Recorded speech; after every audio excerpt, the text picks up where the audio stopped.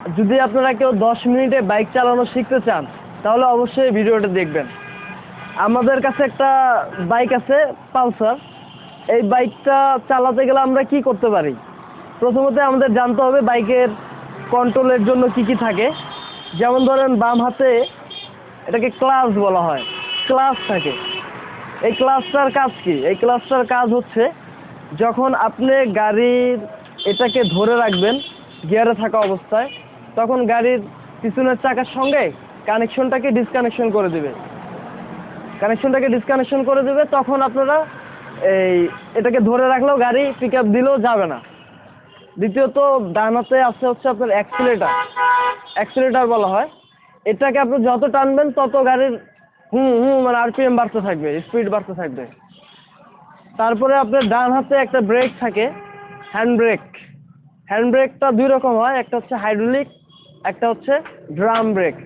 তো এই হাইড্রোলিক ব্রেকটা একটু সেন্সিটিভ, এটাকে সবাই যারা চালাবেন তারা একটু ভালোভাবে চিন্তা করে ধরবেন।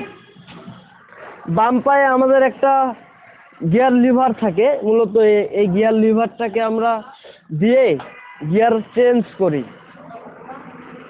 আর ডান পায়ে একটা থাকবে হচ্ছে পা ব্রেক লিভার, এটাকে আমরা ধরলে পিছনের ব্রেক লক হবে। তো এই হলো আমাদের 4-5টা জিনিস যেটা দিয়ে আমরা গাড়ি চালাতে পারি।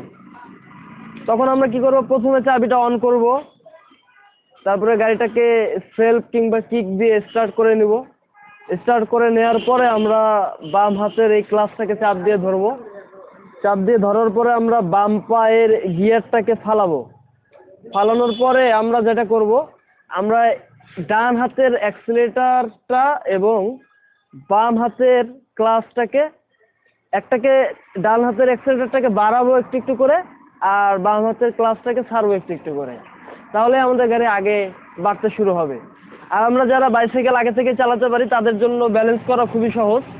তো গাড়ি যখন সামনের দিকে যাওয়া শুরু করবে তখন আমরা সামনের এই বডি থেকে শুরু করে আমরা জায়গাটাকে খেয়াল রাখবো যাতে করে আমরা এদিক দিয়ে যেতে পারি, কোথাও বেজে না যাই।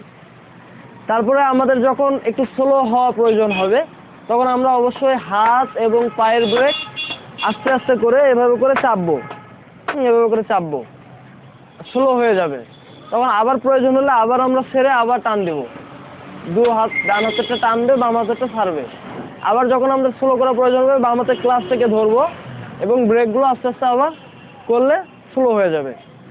এরপরে আমরা চাইলে 2 নম্বর গিয়ারে ফেলাতে পারি, তখন গাড়ি আরেকটু ইজি হয়ে যাবে, চলতে আরো ভালো হবে। এরপরে আমরা আরো স্পিড দরকার হলে আমরা আবার 3-এ দিব। এভাবে করে আমাদের গাড়িকে আমরা রান করব। এরপরে যদি আমাদের গাড়ি বামে কিংবা ডানে মোড় নিতে হয় তাহলে আমরা অবশ্যই বাম হাতে এই যে এখানে দেখেন সুইচ আছে, ইন্ডিকেটর বলা হয়।